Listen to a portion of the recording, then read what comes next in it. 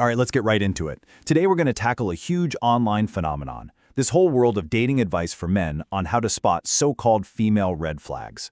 Now, we're just going to take a neutral look here, breaking down the key themes from all these popular articles and videos that are really shaping this very modern conversation. You know this feeling, right? The writer Heart Hacker calls it intoxicating, and that's the perfect word for it.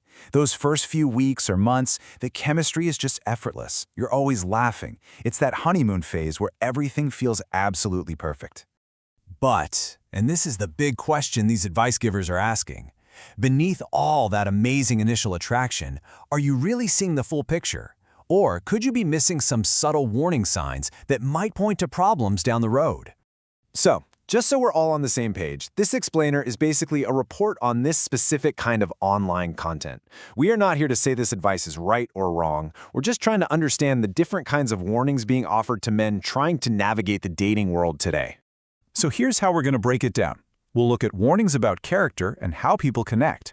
Then, we'll get into the unique challenges of dating in the digital age. After that, we'll dive into the more controversial advice around lifestyle and beliefs, and then we'll wrap it all up. Okay, first up, let's talk about the fundamentals. This is advice that really centers on a person's core character and how they treat other people. And honestly, this is where you find the most agreement. What's really fascinating here is that you've got all these different creators, from Heart Hacker to Courtney Ryan to Linda Shandu, and they all seem to land on these same fundamental points. You know, stuff like being rude to a waiter, never taking responsibility for their actions, never apologizing, being super possessive, or this one, treating you like a project to be fixed. These are all flagged. At the end of the day, they're all framed as pretty universal signs of disrespect or immaturity, no matter who's giving the advice. And this quote from Heart Hacker just nails the whole idea. Charm is easy. Respect is harder to fake.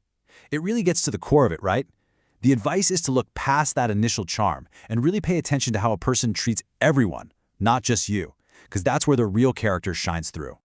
Now here is a really subtle but super important distinction from Heart Hacker.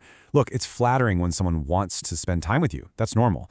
But it can become a red flag when they need to spend time with you, to the point where your own independent life feels like a threat to them. This gets framed not as love, but as a need for control that can actually get worse over time. All right, let's shift gears and talk about the digital world. I mean, social media has completely changed the game for relationships, and with it comes a whole new playbook of potential red flags. Courtney Ryan really puts her finger on the core anxiety here. It's this fear that your relationship is just a performance. Is the connection real and genuine, or is it just content for Instagram? This idea, the difference between real intimacy and a curated online image, is a huge theme. And this table really shows the different ways people are thinking about this. So, on one side, you have Courtney Ryan, who's focused on the psychology of it all, the relationship turning into a performance. But on the other side, you've got sources like Stoic Giant and Linda Shandu who are way more direct. They connect provocative posts to a need for outside approval, and even go so far as to say this behavior means someone isn't, in their words, wifey material. Okay, here's a concept that feels very, very modern, and it's flagged by Courtney Ryan. She calls it weaponizing therapy language. It's when those psychological terms we've all learned, words that are supposed to help us understand each other better, get thrown around like labels to just shut down a conversation or, score points in a fight. And as she puts it, this kind of behavior turns what should be a bridge for empathy into a weapon to win arguments. It's a really subtle but powerful kind of manipulation that these sources are starting to call out. Right, this brings us to our last category, and let's be honest, this is where the advice gets the most specific and definitely the most controversial. And again, just a reminder, we are just neutrally reporting on what these sources are claiming. So this is where the advice shifts from general behaviors to these very specific lifestyle choices and beliefs. For example, Stoic Giant connects things like tattoos and piercings to a thrill-seeker mentality. Linda Shandu defines a high body count as having more than 3 partners. Both of them criticize what they call the party girl lifestyle. And then Linda Shandu goes even further. He explicitly labels being a feminist or an alpha female as red flags, arguing that these traits just aren't compatible with the traditional submissive partner he advises men to find. And just to give you a clearer picture, the Stoic Giant article uses images, just like this one, to argue that having a lot of visible tattoos is a warning sign. The claim is that it signals an impulsive and chaotic personality, someone who cares more about standing out than about stability. This quote from Lindo Shandu is so important because it just lays the ideology out there crystal clear. The advice isn't just about avoiding problems, it's about actively filtering for a very, very specific kind of partner, one who is traditional, feminine, and submissive. This worldview is the lens through which his entire list of red flags is created.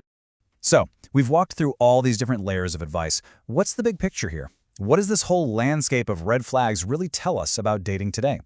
Well, it seems like we saw three pretty distinct tiers of advice, didn't we? We started with those almost universal behavioral warnings about basic respect and kindness. Then, we got into the modern pressures of social media and digital life, and we finished up with those highly specific ideological tests that are basically personal litmus tests for a relationship. And I think that's the real key takeaway. The term red flag is being used to cover this massive spectrum of ideas.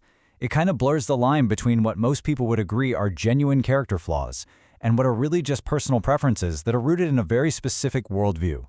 And that leaves us with one final big question to think about. In a world that is just flooded with online advice, with checklists and warnings, how do you and I stay aware of real problems without becoming so cynical that we actually miss out on a chance for a real, genuine connection? How do we balance that caution with a little bit of openness?